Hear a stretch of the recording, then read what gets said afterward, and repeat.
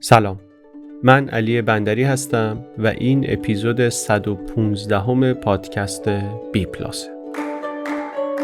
اپیزود 115 اولین اپیزود فصل 9، تصویریش در یوتیوب منتشر میشه، صوتیش مثل همیشه در اپلیکیشن های پادکست. ما برای 9مین سال داریم در پادکست بی پلاس برای شما از کتاب‌هایی که خوندیم و میخونیم میگیم، کتاب‌هایی که من و عباس سیدین انتخاب میکنیم، خیلی‌هاش رو هم از لای پیشنهادهای شما انتخاب میکنیم و به نظرمون هر کدومشون حرفی و حرف‌هایی دارن که میارزه که دربارش با هم صحبت بکنیم و اون قدری که ما میفهمیم برداشت خودمون رو برای شما تعریف کنیم، برداشتی که نه جامعه، نه کامله، نه تخصصیه، ولی برداشت ماست و صادقانه اون چیزی رو که فکر میکنیم به شما میگیم. مفتخر هم هستیم به همراهی شما، به پشتیبانی شما و به اینکه با همه گرفتاری ها و مصیبت هایی که میدونین و میدونیم همچنان دارین کمک میکنید که ما این گوشه معنیدار زندگیمون، این چراغ رو روشن نگه داریم و با هم داریم میکنیم این کار رو. یک کسی داره میخونه، کتاب میخونه، یک کسی داره مینویسه، یک کسی ضبط میکنه، یکی تدوین میکنه، یکی آرت ورک میسازه، یکی رو سایت کار میکنه، یکی منتشر میکنه، یکی از 10 کار پشت صحنه رو میکنه که حتی اسمم ندارن خیلیاشون. ولی همه این کارا اگر انجام نشن پادکست نهایتاً منتشر نمیشه یا اینطوری منظم منتشر نمیشه. و خیلی هم با شنیدن کمک میکنن، خیلی هم با حرف زدن ازش کمک میکنن و البته بعضیا هم با پشتیبانی کردن. من گزارش پشتیبانی سال گذشته رو نگاه میکردم، دیدم واقعا چقدر قشنگ کسایی هستن که 9 سال مرتب فصل به فصل دارن از پادکست پلاس پشتیبانی میکنن و کمک میکنن که ما این کار رو ادامه بدیم و دمشون واقعا گرم. من این مقدمه رو دارم در یک شنبه 10 می ضبط میکنم. ما توی این چند هفته گذشته دنبالش بودیم که در این تاریکی قطع اینترنت که دولت ایران به وجود آورده و حق میلیون ها نفر رو ازشون گرفته، یک راهی پیدا کنیم که کارهایی رو که میسازیم یه جوری، یه شکلی به دست آدم‌های بیشتری در ایران برسونیم. طبعاً پیشنهاد خیلی هست و اینا، خب ما هم خیلی ملاحظات زیادی داریم راستش، خودمون حساسیت شما هم میدونیم که زیاده، داریم سعی میکنیم راه حل مناسب رو پیدا کنیم. پیشنهاد میکنم سایتمون رو چک کنید bpluspodcast.com. امیدوارم تا وقتی که شما دارید اینو میشنوید راه حل ما هم راه افتاده باشه. طبعاً درخواستمون اینه صادقانه که اگر میتونین همون جای همیشگی یوتیوب یا اپ‌های پادکست ببینین و بشنوین، ولی اگر واقعاً نمیتونین ما داریم سعی میکنیم که اون راه جایگزین هم درست بشه. bpluspodcast.com رو چک کنین براش. بریم سراغ معرفی اولین کتاب فصل 9، کتاب Chinese Statecraft in the Changing World. کشورداری به سبک چین. درباره همینه دیگه، درباره کشورداری به سبک چین، نوشته خانم جین دانگ. کتاب بسیار جذابیه با لنزی خیلی خیلی باز درباره موضوعی که خیلی مرتبطه، خیلی کنجکاوی برانگیزه، در واقع درباره واقعیتی که وجود داره، از جمله کتابایی که کمک میکنه ما جوانب مختلفی از این دنیای امروز رو بفهمیم یا بهتر بفهمیم. بریم بشنویم کتاب رو، کتاب Chinese Statecraft. امیدوارم که شما هم خوشتون بیاد.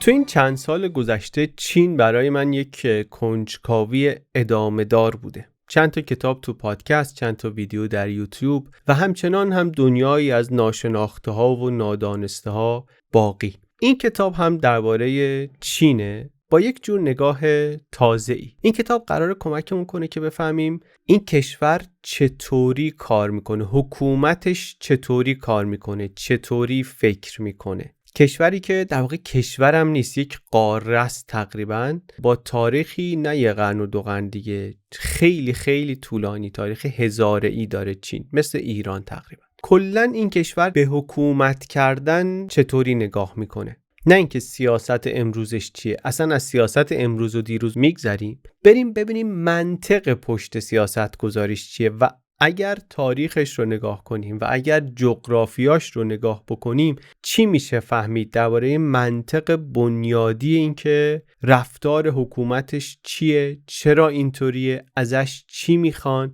و بعد شاید روی اون پایه بتونیم به این فکر کنیم که امروز سیاست و رفتار حکومت چین از کجا اومده، چی داره شکلش میده. بیشتر از این که این کتاب بخواد توصیف کنه که چین چی کار داره میکنه، برنامه هاش چیه، سعی میکنه به همون کمک کنه بفهمیم چین چرا اینطوریه، چرا این شکلی حکومت داری میکنه، چرا اینجوری استراتژی داره و میچینه. روش کار و روش تحلیلش هم اینه که ببینی که در طول این تاریخ طولانی چه مسئله هایی، چه مشکلاتی، چه محدودیت هایی به صورت پیوسته برای این ملت وجود داشته و چطوری سعی کردن اینها رو حل کنن. نگاه کنه به جغرافیا، نگاه کنه به تاریخ، منطق تصمیم گیری پشت دولت رو بفهمه. کی؟ نویسنده خانم جینگ دانگ، متخصص اندیشه سیاسی یا سیاست خارجی چین، در استرالیا کار میکنه، در هاروارد کندی اسکول بوده، در سیاست گذاری مثلا مشاور G20 بوده. تو این کتاب ولی بیشتر از این که بخواد توصیه بکنه یا پیشنهاد سیاست گذاری بده، نگاه تاریخی و تحلیلی داره. برای همین هم شاید بیشتر به درد مخاطب عامی مثل بنده بخوره که میخوایم اون قسمت، اون نگاه به چین رو بیشتر باهاش آشنا بشیم. و داستان رو از کجا شروع میکنه؟ همونطوری که دیگه تا حالا احتمالاً خوب یاد گرفتیم، همه این داستانا رو باید از جغرافیا شروع کرد. بریم سراغ جغرافیای چین. پس وقتی میخوایم ببینیم که چرا ساختار قدرت در یک کشوری اینطوریه که هست، چرا یک ملتی چنین روایتی از خودش داره، نقطه امن برای شروع کردن این کار نگاه به جغرافیاست. چون جغرافیا ثابته، چون جغرافیا اون بستریه که تاریخ روش اتفاق افتاده. اتفاقات تاریخی به یک معنا جواب جامعه هستن به سوالاتی که جغرافیا جلوش گذاشته. نویسنده سعی میکنه از این زاویه نگاه کنه و میخواد ببینه که جغرافیای چین چطوری در طول تاریخ با ساختار قدرت چین، با فرم حکومت چین، با سیاست‌های بزرگی که حکومت‌های چین در پیش میگیرن چطوری با این ارتباط داشته، چطوری به اینها شکل داده. حکومت‌های چین در طول تاریخ مسائل‌های بزرگی جلوشون بوده چی بوده و چطوری سعی کردن اینها رو حل بکنن. پیش‌فرض اینطوری نگاه کردن اینه که محدودیت‌ها و امکان‌های جغرافیایی کشور در طول تاریخ و در مقیاس بزرگ درک مردم رو از قدرت شکل میدن و وظیفه‌ای رو که مردم بر حکومت میبینن تعریف میکنن، نه در تک تک تصمیم‌های روزمره و سیاست‌های امروز و اینها، در مقیاس خیلی خیلی بزرگ. یعنی اینطوریه که یه ملتی میفهمه یا یه درکی پیدا میکنه یا یه انتظاری پیدا میکنه از اینکه حکومتش چه کار قراره براش بکنه و این درک از حکومت و این درک، این فهم این که آقا این قراره این کار، نقشش قراره این باشه برای ما، این به تدریج نهادهای کشور رو شکل میده، به تدریج روابط رو در کشور شکل میده در طول تاریخ. و همه اینا جغرافیا شروع میشه. ناپلئون میگفت جغرافیای کشوری رو بدونی سیاست خارجیشو میتونی بفهمی. جغرافیای چین چطوریه؟ چند تا المان اصلیشو بخوایم بگیم. چین هم مثل همه تمدن‌های قدیم طبیعتاً کنار آب درست شده، کنار رودخانه‌های بزرگ. چطوریه که کنار نیل، چطوریه که کنار دجله و فرات، کنار سند، کنار آمازون، کنار اینها تمدن درست شده. کنار رود زرد هم در چین تمدنی درست شده. رود زرد، یلو ریور، از گذشته، از دیرباز به قول اهل علم تا همین امروز نقش حیاتی داره در چین. 9 تا استان چین، 9 تا بخش مهم چین، یه چیزی حدود 30% جمعیت کشور، اینا همه کنار این رودخونه هستن. در مقیاس چین این عدد از 400 میلیون نفر بیشتر امروز. عظمتشو میفهمیم چقدر دیگه. همین امروز GDP چین بیش از 1/4 در حوزه آبریز رود زرد تولید میشه. یعنی هم یه بخش مهمی از جغرافیای چینه، هم امکانات زیادی داره به چین میده. 25% GDP چین کم چیزی نیست. اما خب هر سکه‌ای 2 رو داره دیگه. همین رود زرد که این امکاناتو میده، تهدیدهایی رو هم متوجه چین میکنه. چه تهدیدایی؟ اصلا برای چی بهش میگن رود زرد؟ این رودخونه میگن رسوبات بادرفت داره، یه رسوبات زرد رنگی داره که میگن مواد آهکی توش زیاده و اصلا بر همینم میگن بهش رودخونه رود زرد و اینو با خودش میاره در طول مسیرش ته‌نشین میکنه. رسوبات زیادی یه نتیجهش اینه که این رودخانه زیاد طغیان میکنه، آبش میفته تو مسیرهای دیگه. طغیان رودخانه به خودی خود چیز بدی نیست، چیز خطرناکی هم نیست. رود نیل هم خیلی طغیان میکنه، منتها نیل در طول تاریخ طغیانش منظم بوده و رسوباتش هم برای کشاورزی میگن خوب بوده. رود زرد اینطور که کتاب میگه برعکس، هم طغیانش نامنظم بوده، هم رسوباتش یه چیزی بوده که برای کشاورزی خوب نبوده. در نتیجه این رود زرد اولا خیلی زیاد میزد بالا، دوما این که هر دفعه که میزد بالا میرفت توی مسیر تازه، یه سری زمینی کشاورزی جدیدی و این دردسر بود. این برای کشاورزان حاشیه رود دردسر بود. چقدر؟ چند سال، یه سال، 2 سال، یه قرن، 2 قرن، هزاران سال اینها این گرفتاری رو داشتن و راه حلشون چی بود؟ راه حلشون این بود که یه دیوار خاکی آببندی چیزی بکشن دو طرف رودخونه که اینکه کفش میاد بالا دیوارهای اطرافش هم بیاد بالا که نزنه، سرریز نکنه بیرون. این دیوارها کنارش بلندتر باشه، فضا بدن به رودخونه. بعد خب همینطوری که اینا فضا میدادن، اون رودخونه هم کفش هم دوباره میاد بالاتر، اون فضای قبلی هم دوباره براش کم بود، دوباره سرریز میکرد، طغیان میکرد. هی دیوار بلندتر میساختن، کف میومد بالا، دوباره طغیان میکرد. انقدر این کارو کردن، انقدر در طول تاریخ این رودخونه از زمینای کناریش رفت بالاتر و بالاتر، 4 متر بالاتر، 6 متر بالاتر، یه جاهای 20 متر بالاتر. بهش میگفتن رودخانه معلق. بعد درباره چین وقتی داریم صحبت میکنیم، هر چیزی که میگیم چین باید مقیاسش رو در نظر بگیریم، هم مقیاس جمعیتی که متأثر میشن از این و هم مقیاس تاریخیشو. وقتی میگیم در طول تاریخ چین این کارو میکردن، یعنی 2000 سال این کارو میکردن. این رودخونه آمارش هست، تعداد طغیانش از زمان اشکانیان، از سال 200 قبل از میلاد تا 1949 که میشه تا زمان شاه، 1 سال در میون طغیان کرده. 1 سال در میون طغیان کرده. این یعنی 1000 بار در طول تاریخ. و هر دفعه هم که طغیان میکنه مثلا خیلی آدما میمیرن، یا حالا مستقیم غرق میشن، یا در نتیجه کمبود غذا و قحطی که بعدش میاد و اینا. یعنی داریم درباره اتفاقات خیلی پرآسیبی صحبت میکنیم. شبیه این وضع رو و این مشکل کنترل رودخونه رو رود یانگتسه هم داره. یه رودخونه بزرگ دیگه چینه. اون البته رسوبات اینطوری نداره، ولی اونم طغیان‌های نامنظم داره، از جمله چون اقلیم مونسون داره چین، باران‌های موسمی شرق آسیا. این مسئله‌ای که جغرافیا گذاشته جلوی چین. گفتیم چرا داریم میریم سراغ جغرافیا؟ چون جغرافیا ذهنیت رو میسازه، چون جغرافیا نهادها رو میسازه. بعداً معنیش در چین میشه چی؟ میشه این که مردم میفهمن که ما باید یه راهی پیدا کنیم که با این فجایع طبیعی و اثرات اینا بتونیم زندگی کنیم. یعنی وقتی ما این سیلا رو داریم، این قحطی‌ها رو داریم، اینا، ما باید با هم همکاری کنیم. این کاری نیست که مردم یه روستا بتونن خودشون آستین همت بالا بزنن انجام بدن. اینا پروژه‌های بزرگ ملی هستن. همکاری‌های خیلی گسترده میخوان، یک نظمی میخوان که همه به حرف یه نفر گوش بدن، یه کاری رو بکنن. افسانه‌های چینی رو نگاه می‌کنی، میگه فلان پادشاه که اصلا کشور چین رو درست کرد، خیلی شاه خوبی بود، این کار مهمش این بود که این رودخونه‌ها رو کنترل کرد. اصلا چین اینطوری درست شد، نه تنها تولد ملت، بلکه کلاً کار اصلی که یه حکومت باید انجام بده در چین، اصلا که بتونه حکومت بکنه،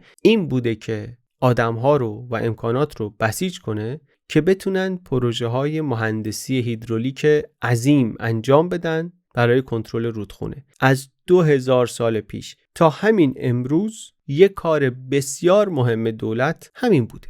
وقتی میگیم تا همین امروز، درباره کشوری داریم صحبت میکنیم که 87,000 تا سد توشه، 300,000 کیلومتر حاشیه سازی برای کنترل رودخونه توش انجام شده. جغرافیای چین عظمتش اینه دیگه. یعنی رودخانه‌های چین، جغرافیای چین دارن تعریف میکنن که دولت قراره چی کار بکنه. 87,000 تا سد درست کردن معلومه که یه کار بزرگیه برای دولت دیگه.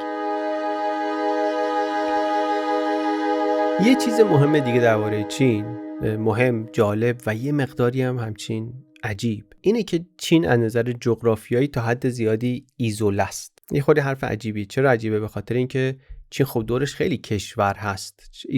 چرا میگیم ایزوله است؟ چون رو نقشه که نگاه بکنیم، چین یه طرفش دریاست، یه طرفش کوههای هیمالایاست که از شبه قاره هند جداش میکنه، از آسیای جنوب شرقی جداش میکنه. یه طرفش فلات مرتفع تبته و کوههای پامیره که مرز چین میشه و این طرف از آسیای مرکزی و آسیای جنوبی جداش میکنه. یه جاش راه داره به بیرون، اونم شمالشه که بازه از این نظر جغرافیایی، از طریق صحراها و استپ‌های وسیع. برای چی میگیم ایزوله؟ به خاطر اینکه اینا بجز اون مسیر شمالی بقیه همه صعب العبورن، از هیمالایا و فلات تبت و پامیر و اینا رد نمیشه شد. اگه نمیشه شد ولی مسیری نیستن که بگه از این مسیر مثلا میشه چین وصل بشه به همسایگانش، رفت و آمد نمیشه کرد. حتی اون شرق چین هم که دریاست، دریایی که مناسب کشتیرانی نبوده در قدیم، به خاطر همین رسوبات و به خاطر وضع موجش و اینا، و دقیقا نمیدونم چرا، ولی میگن بندر درست حسابی نمیشد اونجا ساخت. یعنی تا قبل از دوره مدرن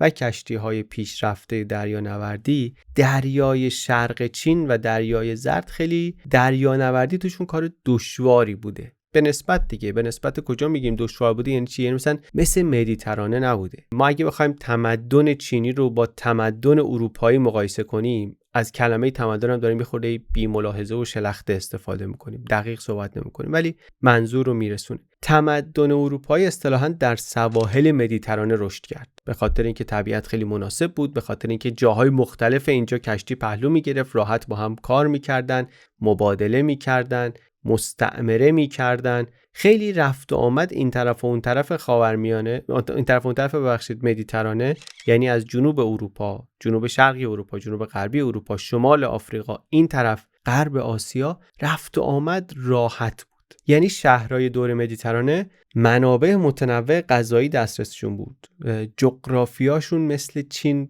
بسته نبود، پیوسته بود، از اسپانیا تا بنگال یه زمانی تبادل میکردن. نه به معنی که صلح و صفا داشتن، معنی این که میتونستن وصل باشن. در طول تاریخ هم در دفعات مختلف، دورهای مختلف دیدیم که وصل بودن، امکانات مبادله داشتن، یا به تجارت یا به استعمار، ولی امکانشو داشتن.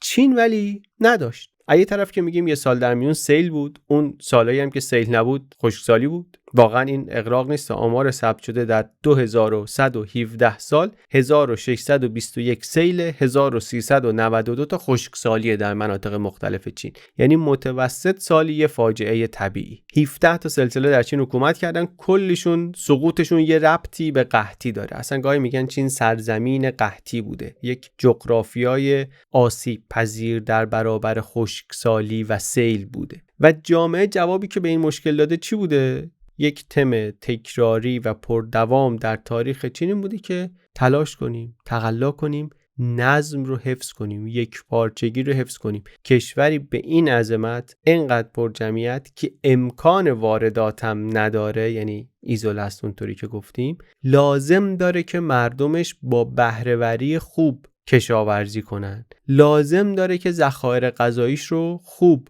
مدیریت بکنه که اگر یه جای قحطی شد، غذا کم اومد، بتونه از ذخایر جای دیگه استفاده کنه، اثر قحطی رو کم کنه. و چنین کارایی چه جور دولتی میخواد؟ یک سیستم غیر متمرکز باشه میتونه این کارا رو مدیریت بکنه یا نه؟ شما اگه میدونی مسئلت اینه، دنبال سیستم متمرکز قوی میری. نویسنده میگه این که چین این همه سال یک رویکرد یکسانی به قدرت داشته، یک رویکرد مشابهی بگیم به قدرت داشته، یک پارچگی میخواسته و تمرکز قدرت میخواسته، اینا براش مهم بوده، از اینجا میاد. و اینو مقایسه که میکنه با اروپا، میبینیم حرفش منطقیه. در اروپا قرنها تمرکز قدرت نبود، امپراتوری روم که فروپاشید دیگه همچین چیزی نبود و نیامد. خود روم هم که حالا گفتیم داستانش یه طور دیگه بود، یک امپراتوری عمدتاً اطراف مدیترانه بود و مشکلی از این جهت وجود نداشت، چون اروپا اینطوری نبود که دم به دم قحطی باشه، دم به دم سیل باشه. اصلا سطح بحث خود میبره بالاتر. اینجا میگه که این ترس تاریخی از سیل و قحطی درک مردم چین رو از نقش و کارکرد دولت اینطوری شکل داده که خیلی کارکردگرایانه، خیلی پراگماتیستی بهش نگاه میکنه. نهاد سیاسی برای چینی‌ها در درجه اول ابزاره، باید یه کاری بکنه. یه کاری، مخصوصا مهمترین کاری که باید بکنه که غذای مردم رو باید تأمین کنه، باید بقای مردم رو تضمین کنه. اون امپراتوری که میتونست این کارو بکنه مردم حکومتش رو میپذیرفتن. یعنی امپراتور هم نقش داشت در رهبری تولید کشاورزی، هم انتظار داشتن ازش که بتونه رهبری کنه تولید کشاورزی رو. نه صحبت امروز و دیروز و 2 قرن پیش ها. کلا تو این اپیزود داریم در مقیاس هزاره‌ای حرف میزنیم. هرچند کتاب میگه چین امروز رو هم اینطوری میشه دید. چین چند دهه صنعتی سازی سریع داشته، چین مدرن دیگه اون جامعه کشاورزی نیست، زیر 30% مردم در صنعت کشاورزی شاغلن، ولی چین امروز همچنان ریسک قحطی داره،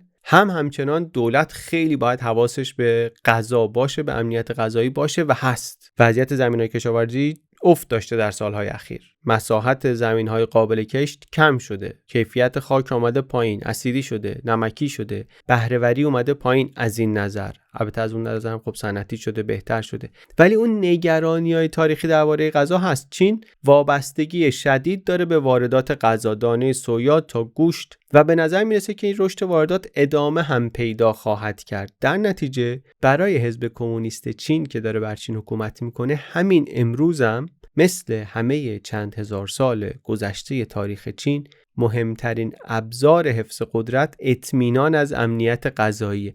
میگه خود شی جینگ پینگ بارها تاکید کرده که در کشوری با جمعیت زیاد اصلا اصلی ترین دغدغه حکومت تأمین کافی مواد غذاییه. خیلی حرفا. چین یک هاب عمده است در تولید صنعتی، ولی سند سیاستگذاری سالانش رو که میبینی، سند مرکزی شماره 1، امنیت غذایی توش در اولویت.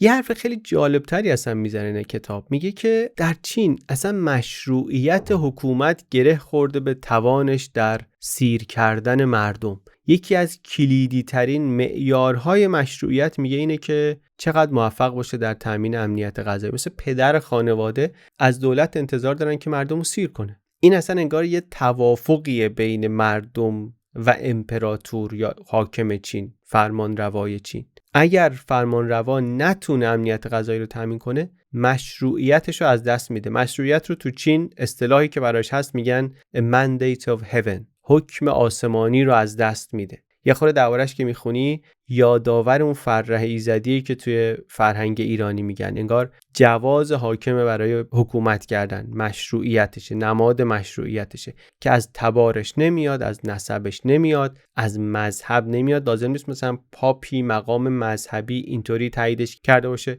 یه ویژگیای در حاکم که باید داشته باشه که حکومت کنه و ممکنه داشته باشه امروز و فردا دیگه نداشته باشه. اگر از دستش بده، مردم حق شورش دارن. یعنی مشروعیتش بی قید و شرط نیست، دائمی نیست. خیلی تفاوت داره با سنت اروپایی. اصلا در سنت چینی حکومت حق کسی نیست، ابزاریه برای رسیدن به هدفی. هدف چیه؟ تأمین امنیت غذایی و مقابله با فجایع طبیعی. تا وقتی که فرمانروا بتونه این کارا رو بکنه، مشروعه. اگه نکنه، میگن حکم آسمانی رو از دست دادی، بیا پایین.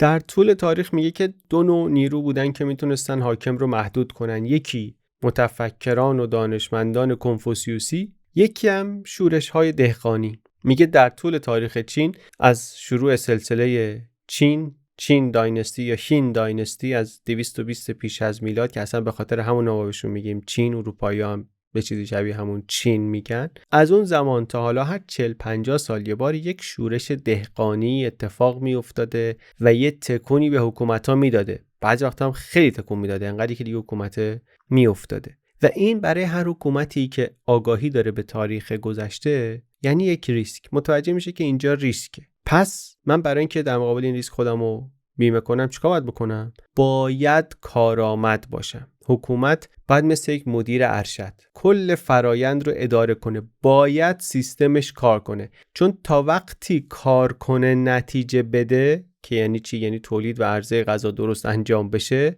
ادامه حکومتش امکان پذیره. نمیگیم بی درد سره، ولی امکان پذیره. اگه نکنه گرفتاری داریم. گرفتاری هم به این معنی نیست که حتما میفته، ولی گرفتاریه دیگه. چند هزار ساله که در چین داستان اینه، امروز هم همینه. نه که همیشه موفق بوده، ولی برنامه این بوده. مشروعیت، حتی مشروعیت حزب کمونیست چین در ادوار مختلف تحت تأثیر عملکردش بوده و هست در تامین امنیت غذایی. میگه حزب کمونیست چین وقتی که در 1949 قدرت رو گرفت، زمان مائو، گفت که حتی یک نفر هم نباید از گرسنگی در چین بمیره، که خیلی میگه ادعای بزرگی بود برای اون موقع، چون گرسنگی خیلی فراوان بود.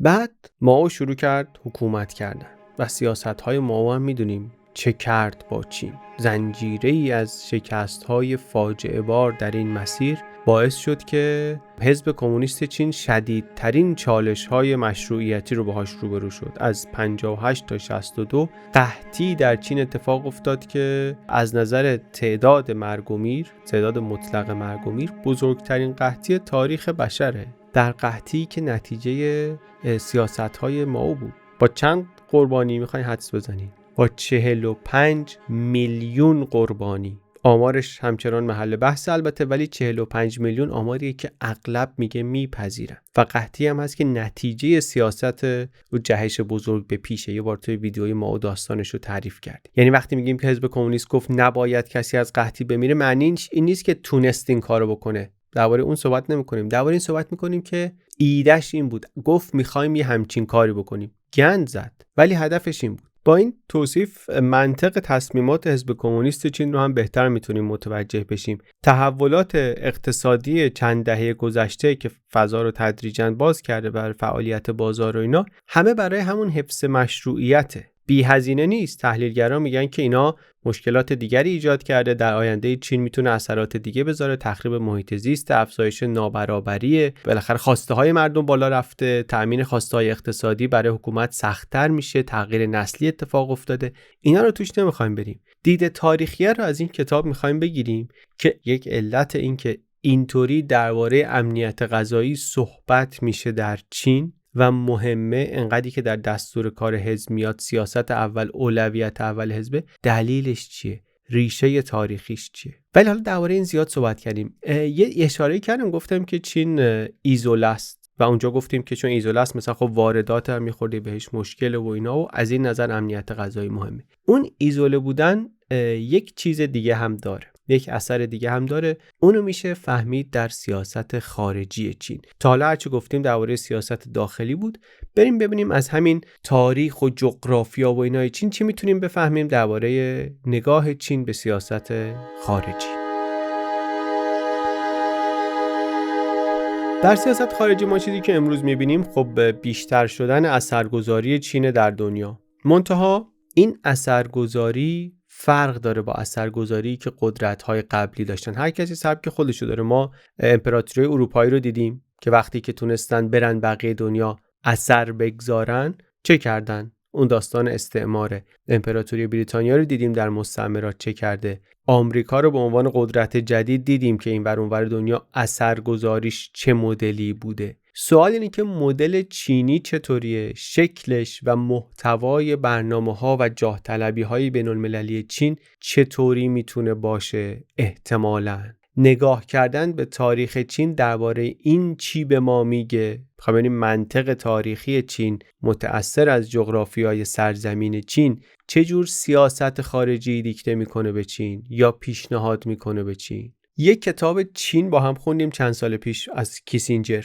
یه چیزی که از اون کتاب برای من موند، یه چیز خیلی تصویری، این نگاه چینیا بود به خودشون در مقابل کشورهای دیگه. چین گفتیم به خودشون میگن سرزمین میانه. نقشه دنیا رو هم صحبتشو کردیم قبلا. میگن چینیا خیلی وقتا یه طوری میبینن که چین گوشه دنیا نیست. ما که نقشه رو نگاه میکنیم چین یه گوشه دنیاست. اونا که نگاه میکنن از اون ور نگاه میکنن چین وسط دنیاست. یه معنی این سرزمین میانه اینه که ما مرکز عالمی. این دیدگاه برای ما هم آشناست البته دیگه. ما هم همه عالم تن است و ایران دل. ما هم میتونیم نگاه میکنیم که شاه ایران قبله عالمه. فقط شاه ایران نیست، قبله عالمه. یه خورده این میراث امپراتوری بودن و امپراتوری داشتنه. نکته اینه که چین هم همینطوریه. در نگاه چینی هم این هست. برای همین ما یه خورده راحت‌تر میتونیم بفهمیم که داریم درباره چی صحبت میکنیم. کاری هم نداریم که این درسته یا غلطه. این وجود داره. این هست. کیسینجر میگه که وقتی که اروپایی‌ها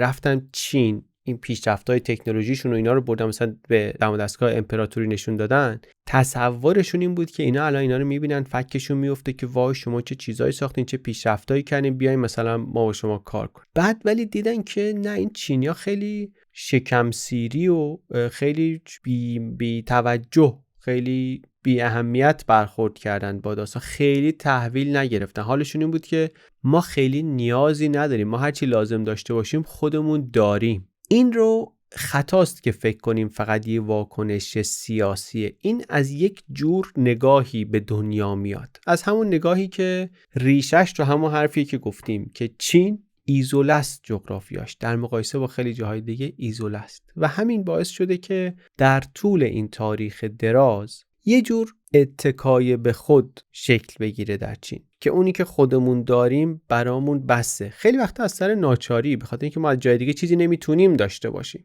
ولی اتکا به کشاورزی خودمون، به تکنولوژی خودمون، به نیروی کار خودمون. این خیلی طرز فکر و طرز نگاه متفاوتیه با طرز فکر و نگاه اروپایی که از زمان یونان باستان مدلشون اینطوری بوده که اگه یکی زورش میرسیده، قدرتش رو داشته، میتونسته، میرفته اون طرف آب یکی رو استعمار میکرده، یه کلونی میساخته که مثلا از یه جای دیگه چیز میز بیاره اینجا واسه خودش، مثلا بره از اونور شراب بیاره، بره از اونور گندم بیاره. یونان باستان این کارو میکردن، روم باستان این کارو میکردن. بعدن میای جلو میبینی اروپایی‌ها در عصر اکتشاف به محض این که تونستن کشتی درست کنن و قطب نما درست کنن و دریا نوردی کنن و بزنن به آب، راه افتادن رفتن. حالا ویژگی جغرافیایشون هم هست، یعنی اون اونورن اینور اصلا جای ندارن برن، جلو رفتنشون به این سمت. ولی همین این که طرز فکر که ما باید بریم بزنیم، بریم بیرون یه چیزی بریم بیاریم،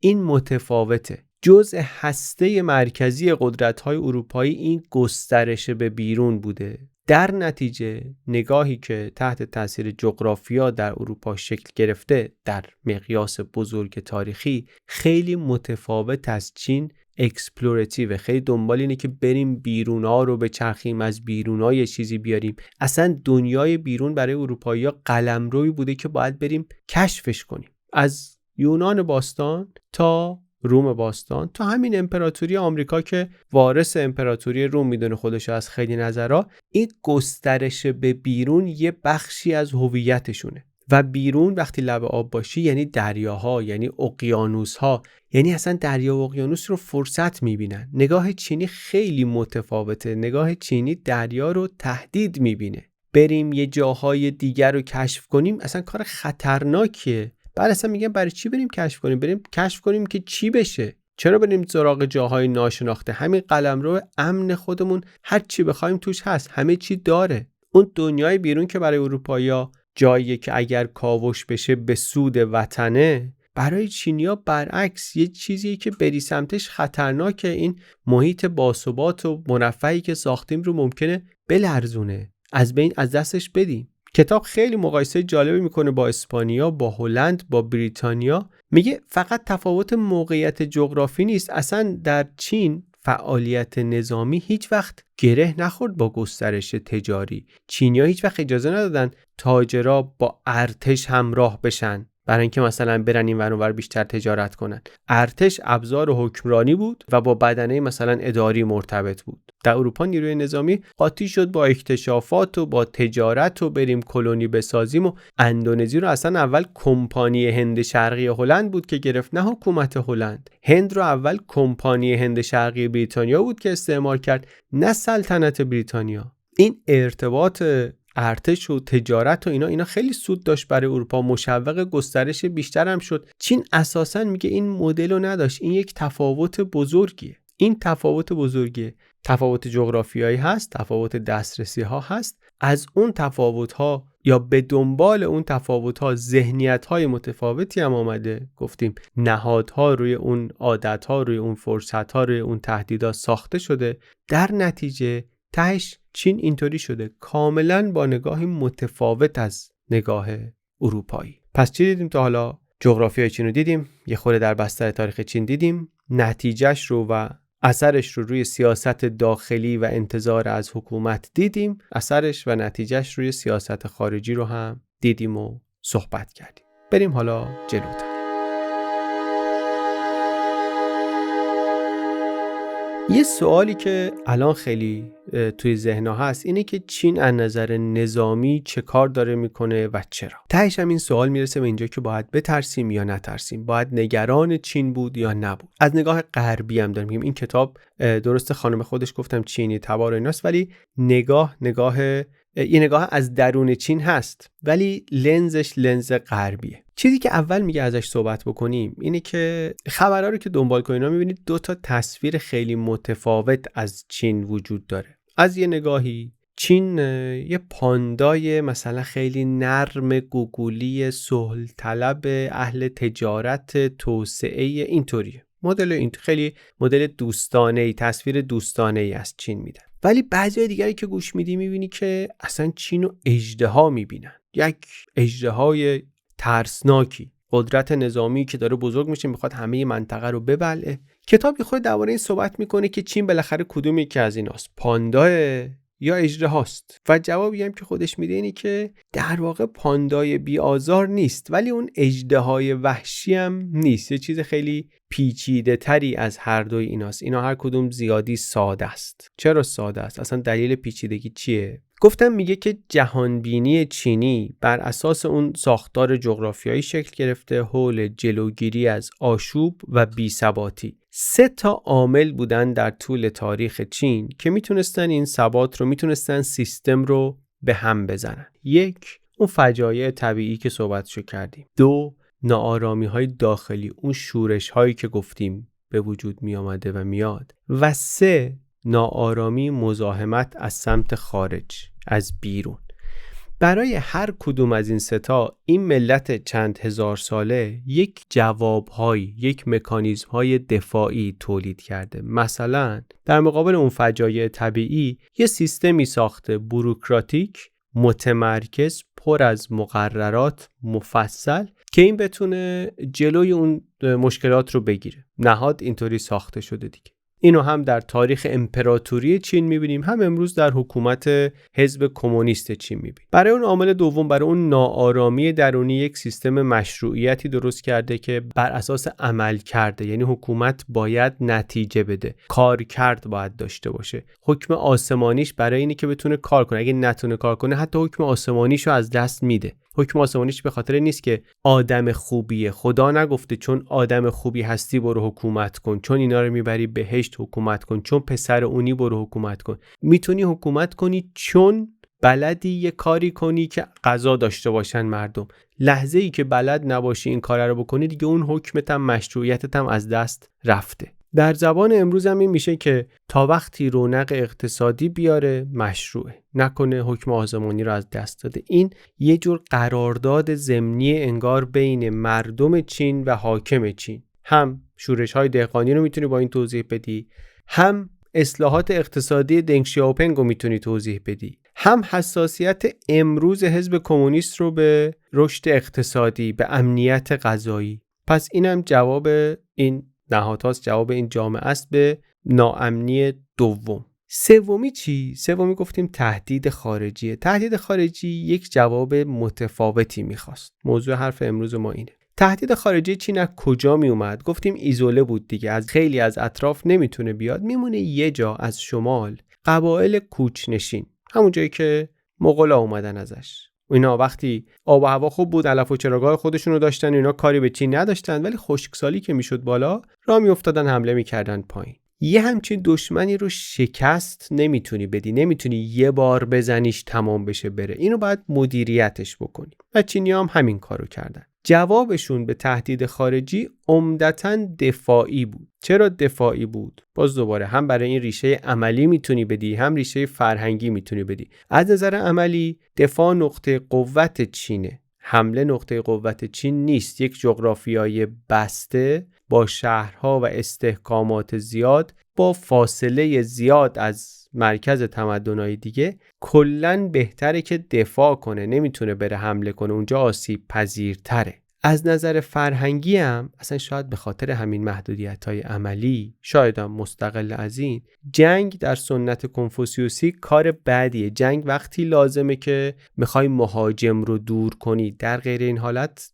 جنگ کار پسندیده این نیست. برای همینه که با اینکه چینی‌ها برای قرن‌ها تقریباً در هر تکنولوژی از بقیه دنیا جلوتر بودن، از باروت، کاغذ تا همه چی تکنولوژیکلی فناوری اینا از بقیه جلو بودن، استفاده نکردن از اینکه برن دنیا رو بگیرن. اصلا بزرگترین پروژه نظامی تاریخ چین که معروفه چیه؟ دیوار چینه که یه پروژه 100% دفاعیه. حتی یه وقتی تو یه ویدیویی تعریف کردیم وقتی اینا یه ناوگان دریایی بزرگ داشتن میتونستن رو کاغذ حداقل شروع کننده عصر اکتشاف باشن، با اون دریا سالار احتمالاً ایرانی تبارشون ژنگه، نکردن این کارو. یهو جمع کردن ناوگانو. امپراتور فرمان داد که جمع کنیم برین تو، بیرون نرین، تمرکز رو بذاریم روی تثبیت قدرت از درون. این دفاعی بودن به این معنی نیست که اینا مطلقاً همیشه صلح طلب بودن، نه، اینا نمیتونستن جنگ کنن. تاریخ چین نشون میده که وقتی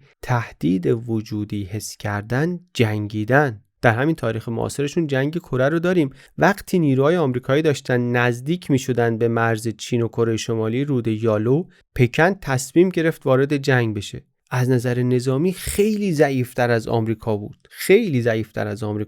ولی با این حال 3 میلیون سرباز فرستاد، 600,000 نفر تلفات داد. چرا؟ چون ایده این بود که آمریکا اگر کره شمالی رو بگیره، نیروهاش میان مستقر میشن روی مرز چین و این دیگه خطر وجودیه برای ما. اینجا دیگه مهم نیست حریف کیه، مهم این نیست که چقدر از ما قوی تره. تهدید وجودیه. وقتی وجودیه، تلفات بسیار سنگین و بسیار بسیار سنگین رو هم چین تحمل میکنه. میره به جنگ. منتها نمیره به جنگی که هدفش نابود کردن دشمنه، میره به جنگی که هدفش دور نگه داشتن دشمنه، مدیریت کردن دشمنه. خیلی از جنگ‌های چین برای اینه که منطقه حائل درست کنه، یه فاصله امنی بین خودش و تهدید درست بکنه و بگذاره. اصلا همین منطق نشون میده مرزهای چین امروز چرا اینجاست. چین در واقع انقدی بزرگ شده، انقدی گسترش پیدا کرده که برسه به موانع طبیعی غیر قابل نفوذ. در غرب تبت رو گرفته تا پامیر و هیمالایا حافظش باشن. در شمال غرب سینکیانگ رو کنترل میکنه به عنوان یه منطقه حائل. اصلا سینکیانگ برای چین مهمه. سینکیانگ همون منطقه‌ایه که اویغورا ساکنشن و تحت فشار شدید دولت مرکزی ان و اینا، چون منطقه حائله. دلایل دیگه هم داره ها. این خیلی منطقه وسیعیه، خیلی پر از منابع طبیعی ارزشمنده، ولی از این نگاه خیلی واضح میشه که نقش حائل بودن داره. و حالا رفتار چین رو با تبت، رفتار چین رو با سینکیانگ، تلاش چین رو برای نفوذ در جنوب شرقی آسیا بهتر میشه فهمید دلیلش چیه، انگیزش چیه. حالا همه اینا رو میتونیم نگاه مثلا ایدئولوژیکش رو ببینیم. میتونیم بگیم که حکمت کنفوسیوسی که مثلا میگه نجنگی، میتونم ببینیم نه آقا بچه عملی داره. حتی اون حکمت هم ممکنه که از محدودیت‌های عملی اومده باشه. چین بزرگه، بزرگتر لشکر کشیدن، فاصله طولانی بزرگتر کردنش خیلی کار پرهزینه‌ایه. نیروی نظامی قبل از اینکه به مرز برسه نصف ذخایرش رو مصرف کرده. توی هنر جنگ سانتزو مثلا همینو میگه کلی سرباز در طول مسیر از خستگی مردن. یعنی این نخواستنش یه مقداری هم از دستای بستش میاد. یعنی جغرافیا اینجا هم نشون میده که سواره در شکل دادن به استراتژی‌های کلان کاملا رد جغرافیا مشخصه. اینو در تاریخ دور میشه دید، تاریخ امروز هم میشه دید، معاصر هم میشه دید. کیسینجر میگفتش که آمریکا هیچ وقت یک همسایه قدرتمند تهدیدگری نداشته، ولی چین هیچ وقت نبوده که رقیب همسایه قدرتمندی نداشته باشه. خیلی تفاوت جالبی ها. آمریکا فقط کانادا رو داره، مکزیکو داره، فقط با اینا مرز داره. هیچ کدوم اینا از نظر نظامی تهدید نیستن برای آمریکا. چین امروز با 22 تا کشور مرز داره و همیشه هم با این همسایه‌ها درگیر رقابت و اختلاف مرزی بوده. از 1949 تا حالا 23 تا برخورد سرزمینی قلمرویی داشته جدی. تمام جنگ سرد رو با شوروی گرفتاری داشته اونجا. یعنی یه لحظه هم کشور از نظر مرزها خیالش راحت نیست. این خب آمریکا چون مرزاش امنه میتونه آزمون و خطا کنه، میتونه بره تو خاورمیانه دخالت نظامی بکنه. اگه بد شد خب برمیگرده خونه. هزینه اشتباه براش خیلی کمتر از چینه. چین پیچیدگی مرزاش طوری که جای خطا نمیذاره.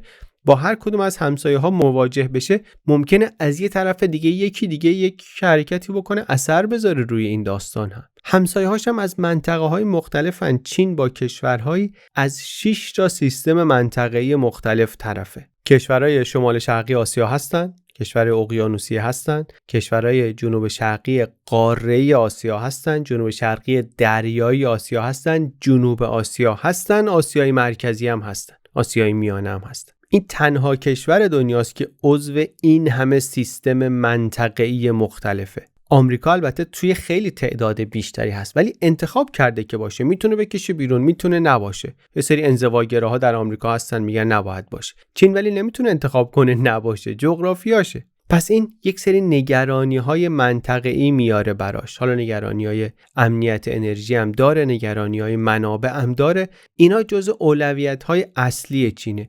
اینا رو که ببینی سیاست نظامی چین رو چطوری میفهمیم که چین سیاست دفاع فعال داره. از 1949 فرض رو بر این گذاشته که ما طرف ضعیف‌تریم، ما طرف آسیب پذیرتریم، ما باید اول دفاع کنیم. تمرکزمون باید رو ضد حمله باشه، نه حمله کردن. این باز دوباره یک مایندست، یه طرز فکر متفاوتی از آمریکا. البته این عوض شده. در دهه‌های اخیر چین چند بار تغییر استراتژی داده و میگن هر باری هم که تغییر داده استراتژی دفاعیش رو، یه قدم در واقع تهاجمی تر شده. یه مقدارش به خاطر خود چینه، یه مقدارش به خاطر اینکه دنیا عوض شده، نحوه جنگیدن عوض شده. ولی این جالبه که هر سه باری که تغییراتی داده توان تهاجمیش زیاد شده. یعنی اون چینی هم که استراتژیش دفاعیه قدم به قدم توان هجومیش رو زیاد کرده. از زمان جنگ کره 1950 آمریکا چین رو تهدید اتمی کرد و چین چیکار کرد؟ چین رفت سلاح اتمی خودش رو ساخت. با منطق بازدارندگی هم ساخت. با منطق این که من نمیخوام بزنم ولی میخوام اینطوری باشه که کسی هم ما رو نزنه، چون اگه بزنی منم میزنم.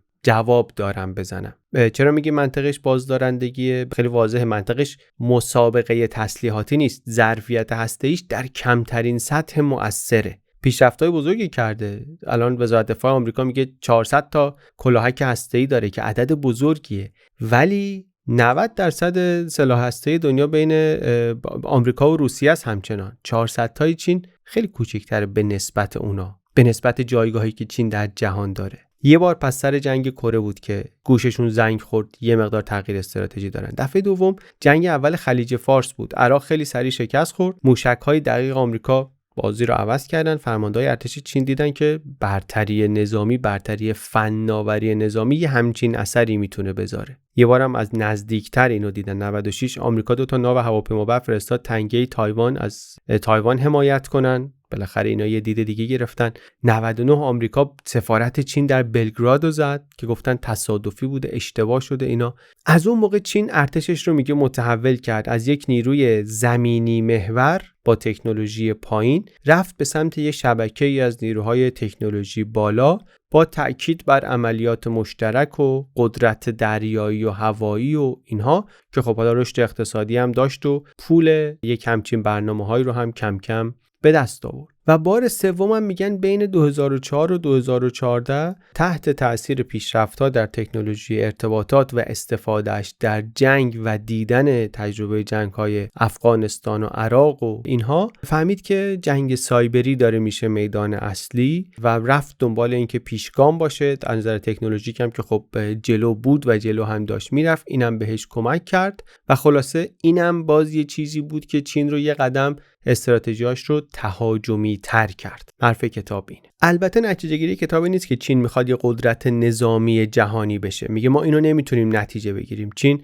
جایگاهش رو به عنوان غول اقتصادی تثبیت کرده ولی ابرقدرت نظامی بودن رو براش محدودیت داره. همون پیچیدگی مرزهاش هست. بالاخره 22 تا همسایه و پیچیدگی روابط و اینا باعث میشه که چین در یک جنگ طولانی زمینی اینا نتونه درگیر باشه. برآورد نویسنده اینه. میگه این همون محدودیتی هم هست که در طول تاریخ داشته. دو اینکه مرکز ثقل اقتصادی دنیا آمده سمت آسیا و هرچی آسیا مهمتر باشه قدرت‌های بزرگ دیگه بهش حساس‌تر هستن. یعنی وقتی کشورهای شرق آسیا، جنوب شرقی آسیا اینا مرکز تولید و رونق اقتصادی باشن، منافع همه گره میخوره بهشون. سنگاپور دیگه یه جزیره کوچیک نیست، یک بخشی از اقتصاد آمریکا و اروپا. با اینکه خیلی کوچیکه، سنگاپور رو نمیتونی مثلا با کنگو مقایسه کنی، با مغولستان مقایسه بکنی، هیچ اهمیت استراتژیکی نداره. این یعنی که جهان به چین، به منطقه آسیا حساسه. دست چین در مانور دادن اینجا کتاب میگه بسته تره. ولی ته حرفش درباره این توانایی نظامی و سیاست خارجی چین اینه که چین نه اون پاندای نرم و نازک نیست، قدم به قدم استراتژیاش تهاجمی تر شده، ولی واقعا اون اژدهای مخوف هم نیست. آینده البته مشخص نیست، رقابت معلوم نیست کجا بره، ممکنه رفتارهای نظامیش بی‌پرواتر و صریح‌تر بشه هرچی رقابت اقتصادی و نظامی طوری بشه که احساس خطر بیشتری بکنه، طرف مقابل هم ممکنه سرسخت‌تر بشه. واقعا اینا رو باید جای دیگه بررسی کرد. ما یه ویدیو هم ساختیم توی یوتیوب درباره همین چین و آمریکا و سناریوهایی که جلوشون هست و مسیرهای متفاوتی که اومدن به این جایگاه جهانی رسیدن، تفاوتاشون، شباهتاشون و اینکه آدمای متخصص چی میگن درباره آینده اینا، چه تئوری‌هایی میدن و توسعه میدن رو یه مقدار تو اون ویدیو بررسی کردیم. اونم پیشنهاد میکنم ببینید. کلاً چین یه چیزیه که در این 3-4 ساله کنجکاویمون بهش زیاد بوده.